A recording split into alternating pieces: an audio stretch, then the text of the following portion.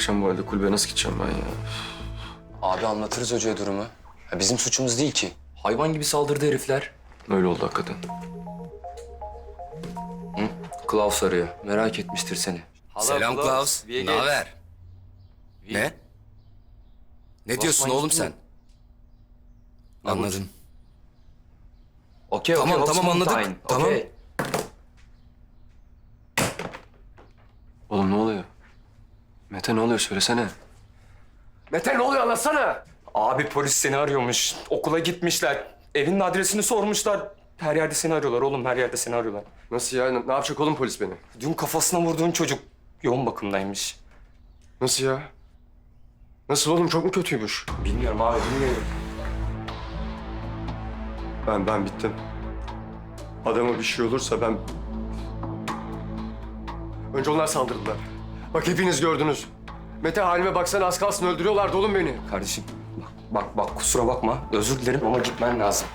Gitmen lazım. Bak polis seni burada bulursa benim hayatım biter. Gitmem lazım. Gitmem lazım. Adam olursa ben biterim ya.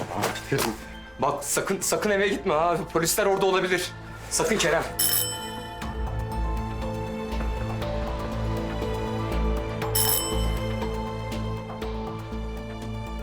Ne polisi?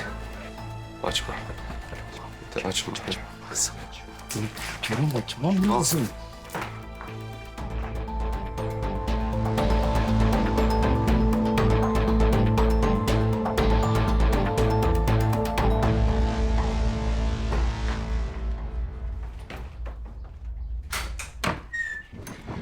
Melek teyze. Mete, Kerem burada mı oğlum? Burada. Kerem, annenler geldi.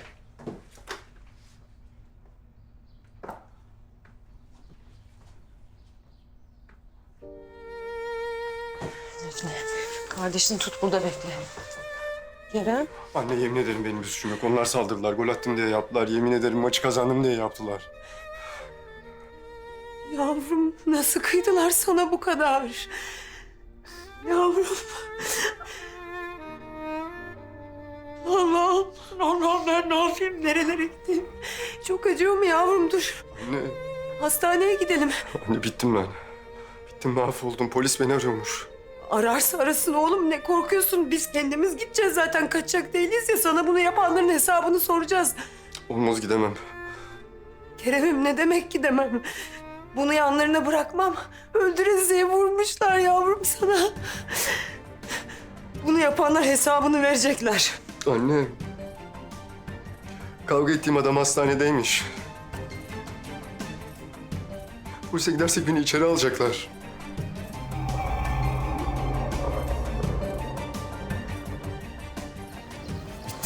Bittim mahvoldum ya. Adama bir şey olursa futbol hayatım, kariyerim, her şey başlamadan biter.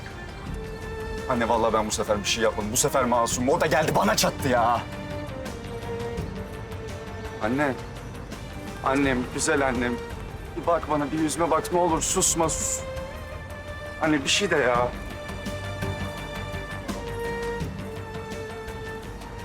Anne nereye gidiyoruz? Anne. Anne ne olursun bir şey de ya. Nereye gidiyoruz? Beni polise mi vereceksin? Anne yapma ne olur, bak beni öldür de polise verme. Ya Defne bir şey desene. Of! Anne ne olursun yapma ya. Ya anne. Bin Kerem. Geçin. Anne ne olur ya. Bin dedim. Anne bak hata yapıyorsun, pişman olacaksın. Geç içeri. Kızım açsana kapıyı, ne bekliyorsun? Defne. Al kardeşini.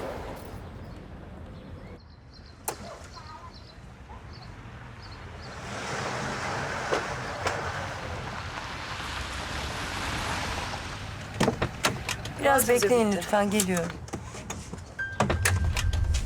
Siz de Anne, ne oluyor? inmeyin arabadan, bekleyin.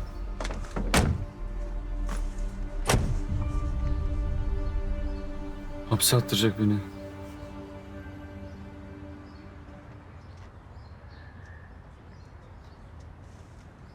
Annem geliyor.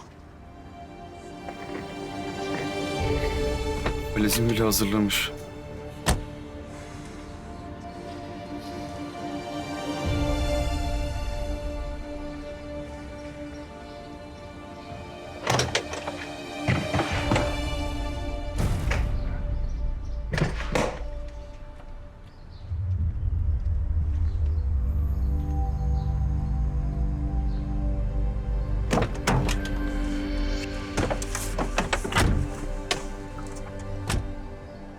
Havaalanına lütfen.